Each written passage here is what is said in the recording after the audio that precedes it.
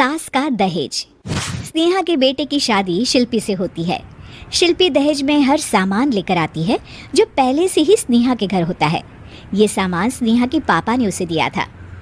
अरे शिल्पी, मेरा टीवी क्यों हटाया? क्यों हटाया मतलब? अरे बड़ा और अपडेटेड टीवी है ये। स्नेहा को गुस्सा आता है और वो शिल्पी के बड़े टीवी के बगल में अपने पुराने जमाने का टीवी भी रख देती है। बड़ी आई अपडेटेड वाला। अरे बहुत सारी तेरी जैसी बहुओं को जानती हूँ मैं, जो घर से लाए सामान का रौब दिखाती है। ये ना समझ के हम भिखारी हैं। देख ले, हमारे पास भी टीवी है। ओहो, जो करना है वो करो। कोई मेहमान आएगा तो हंसेगा कि एक ही जगह दो दो टीवी। हंसने दे, दुनिया भी तो देखे कि सिर्फ तू नहीं, मैं भी दहेज लेकर आई थी। अब यही हाल हर सामान का हो जाता है। ड्राइंग रूम में एक साथ दो तरह के सोफे रखे होते हैं, एक नया आलीशान तो एक पुराना लकड़ी का। शिल्पी स्नेहा की इस आदत से काफ़ी दुखी हो जाती है। एक टीवी पर रामायण चलती है तो बगल की टीवी में फिल्मी गाने, किसी को किसी की आवाज़ भी सुनाई ना पड़े वैसे। घर के दूसरे सदस्य भी सास बहू की इस आदत से परेशान हो जाते हैं। एक दिन स्नेहा की बहन उसके घर आती है और घर का नज़ारा देखकर हैरान हो जाती है। कहीं पुरानी फ्रिज के बगल में, कहीं नई फ्रिज तो कूलर के ठीक ऊपर एसी। अरे स्नेहा, ये तूने घर की क्या हालत बना रखी है? बहू रानी, तू तो नए जमाने की लड़की है, फिर घर को कबाड़ी बाजार सा कैसे सजा रखा है?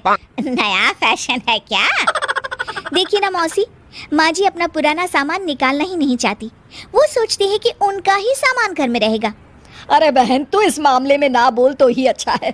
मैंने बहुत सी बहुओं को देखा है अपने लाए सामान पर सास को धौंस दिखाते, और मैं भला किसी की धौंस को क्यों सहन करूं? मेरे पास तो सारा सामान है, और वैसे भी क्या कहते हैं, ओल्ड इज गोल्ड। अब क्या था, शिल्पी ये सुनते ही भड़कती है और जोर जोर से चिल्लाने लगती है।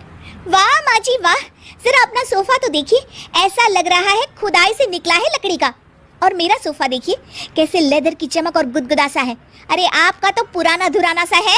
शिल्पी देख, मेरे पिताजी ने जो दिया है वो उनकी निशानी है, उसके बारे में मत बोल।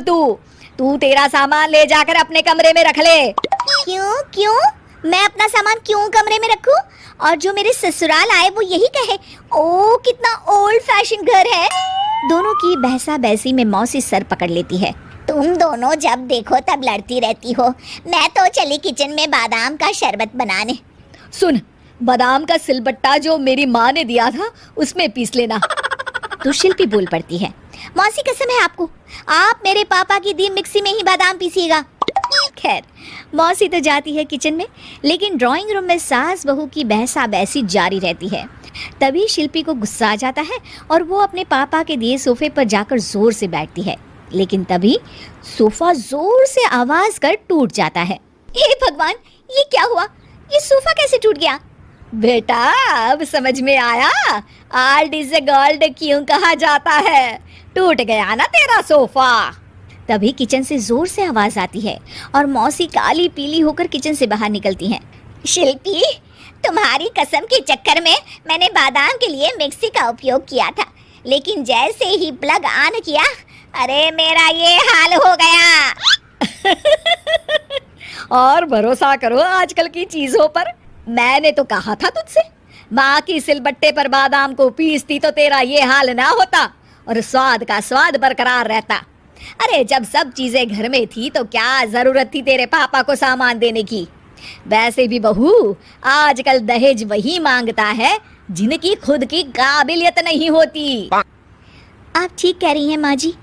मेरे लिए ये सौभाग्य की बात थी कि आप लोगों ने पापा से कोई डिमांड नहीं की थी, लेकिन मैं आपको समझ ही नहीं पाई। मुझे माफ़ करिए। अब इस घर में नई चीज़ तभी आएगी जब पुरानी खराब हो जाएगी।